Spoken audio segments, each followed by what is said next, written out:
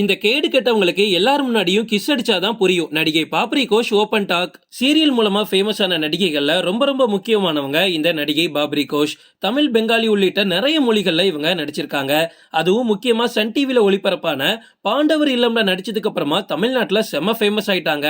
இவங்க நிஜமாவே பாக்குறதுக்கு ரொம்ப ரொம்ப அழகா இருப்பாங்க. சீரியல் இண்டஸ்ட்ரியில நிறைய பேருக்கு இவங்க மேல ஒரு கண்ணு. இவங்க தொடர்ந்து இப்ப இன்டர்வியூ கொடுத்துட்டு வராங்க. அதுல ஒரு இன்டர்வியூல இவங்க கிட்ட ஒரு கேள்வி கேட்கப்பட்டுச்சு.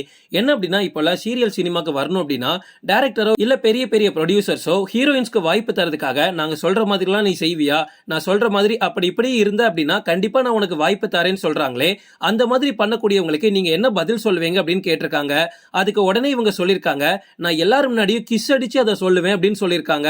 உடனே இன்டர்வியூ பண்ணவங்களுக்கு ஒண்ணுமே புரியல. பாப்ரி கோஷ் சொல்றாங்க, யாரெல்லாம் என்கிட்ட வந்து நீ இந்த மாதிரி பண்ணுவியாமா, நான் உனக்கு ஹீரோயினா சான்ஸ் தரேன்னு சொன்னாங்க அப்படின்னா உடனே அவங்க வீட்டுக்கு போயிருவேன். அதுவும் சாதாரண நேரம்லாம் போக மாட்டேன்.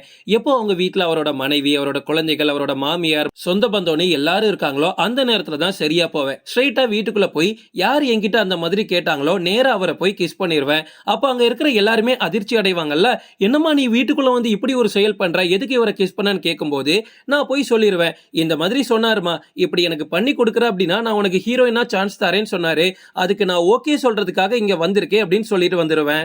இப்ப சொல்லுங்க, யாருக்கு அசிங்கம், அவருக்கா எனக்கா? நானாவது ஒரு கிஸ் பண்ணிட்டு வெளியே வந்துருவேன். ஆனா ஒரு பொண்ணுக்கு இந்த மாதிரி நம்ம புருஷன் பேசுறானே அப்படின்னு நினைச்சுக்கிட்டு அவங்க பொண்டாட்டி விட்டுட்டு போயிருவாங்க. நம்ம பையன் என்ன இவ்வளவு கேவலமானவனா இருக்கான் அப்படின்னு அவங்க அம்மா நினைப்பாங்க. இந்த மாதிரி மொத்த சொந்த பந்தத்துக்கும் இவன் என்ன ஹீரோயின்ஸ் கிட்ட இப்படி பேசிட்டு சுத்திட்டு இருக்கிறான் அப்படின்னு ஒரே அசிங்கமா போயிடும்.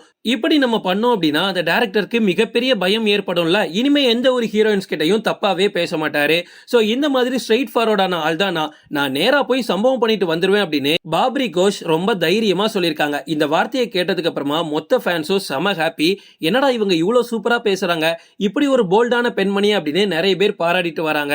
அவங்க இன்டர்வியூல இன்னொரு விஷயத்தையும் சொல்லிருக்காங்க. சாரி அப்படின்னு வந்துட்டா இவங்க ரொம்ப ரொம்ப கஞ்சம் பிடிப்பாங்களா, அதுவும் இப்படி ஒரு கஞ்சத்தனத்தை நீங்க பாத்திருக்கவே மாட்டீங்க. சீரியல்ல இவங்க நடிக்கிறதுக்காக போடக்கூடிய சாரி வெறும் 100 ரூபாய்க்குலாம் நான் எடுத்திருக்கேன் அப்படின்னு சொல்லிருக்காங்க. அது மட்டும் இல்ல, மனசே கேட்கல அப்படின்னா எப்பவாச்சும் 300 ரூபாய்க்கு சாரி எடுப்பேன், அதுக்கு மேல போறது ரொம்ப ரொம்ப ரேர். அப்படியே நல்ல புடவையா பாக்குறதுக்கு பட்டு மாதிரி தெரியணும்னா ஒரு 500 600 இல்ல கூடி போனா 1000 ரூபாங்க, அதுக்கு மேல 1 ரூபாய் செலவழிக்க மாட்டேன், நான் ரொம்ப கஞ்சத்தனத்தோட இருப்பேன் அப்படின்னு பாப்ரி கோஷ் சொல்லிருக்காங்க. அதுவும் பாண்டவர் இல்லம் சீரியல்ல என்ன கொஞ்சம் பணக்கார பொண்ணா காட்டியிருப்பாங்க, அதுக்காக தான் நான் 300 ரூபாய் சாரி எல்லாம் எடுத்துட்டு இருப்பேன், மத்தபடி இல்லனா வெறும் 100 ரூபாய்க்கு சாரி எடுத்துட்டு நான் பாட்டு வந்துருவேன்னு சொல்லிருக்காங்க.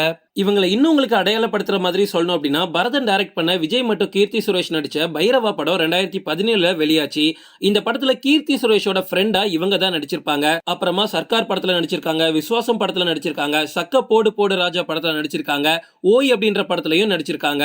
ஆரம்ப காலத்துல இவங்களுக்கு மிகப்பெரிய ஆசையா இருந்தது வந்து பெங்காலி சினிமால மிகப்பெரிய ஆளாகணும் அப்படின்றதுதான். ஆனா அதுக்கப்புறமா தமிழ பார்க்கும்போது இங்க என்ன எல்லாருமே ரொம்ப சாஃப்டானவங்களா இருக்கீங்க, ரொம்ப அழகா நடிக்கிறீங்க, பேசுறதுக்கு ரொம்ப நல்லவங்களா இருக்கீங்க, அதனாலதான் என்னோட மொத்த போக்கஸையும் தமிழ்ல திருப்பினேன்னு சொல்லிருக்காங்க. பாப்ரி கோஷை பொறுத்த வரைக்கும் நம்ம பாக்குறதுக்கோ அவங்க வாழ்ற வாழ்க்கைக்கும் சம்பந்தமே கிடையாது. ஏன்னா ரொம்ப ரொம்ப எளிமையான ஒரு வாழ்க்கையை வாழக்கூடியவங்க தான் இவங்க. இவங்க என்ன சொல்லிட்டு வராங்க அப்படின்னா, நான் சம்பாதிக்கக்கூடிய எல்லா காசையும் என் ஃபேமிலிக்காக தான் ஸ்பெண்ட் பண்ணுவேன், இல்ல நிறைய சேவ் பண்ணி வச்சிருக்கேன், எனக்காக நான் பெருசா எதுவுமே பண்ணிக்கிட்டது கிடையாது. நான் போடக்கூடிய சப்பலா இருக்கட்டும், நான் போடக்கூடிய சாரி, இல்ல எங்கேயாவது போயிட்டு வரணும்னா கூட எப்படி செலவை ரொம்ப கம்மி பண்ணலாம் அப்படின்னு நினைச்சுதான் நான் போவேன். எங்கேயாவது போகும்போது ஒரு 10 ரூபாய் எக்ஸ்ட்ரா ஆகும்னு சொன்னா கூட நான் போக மாட்டேன்னு சொல்லிருக்காங்க. ஓகே ஃப்ரெண்ட்ஸ், இதோட நான் இந்த வீடியோ முடிச்சுக்கிறேன். இன்னொரு இன்ட்ரெஸ்டிங்கான வீடியோல நம்ம சந்திக்கலாம். Stay tuned.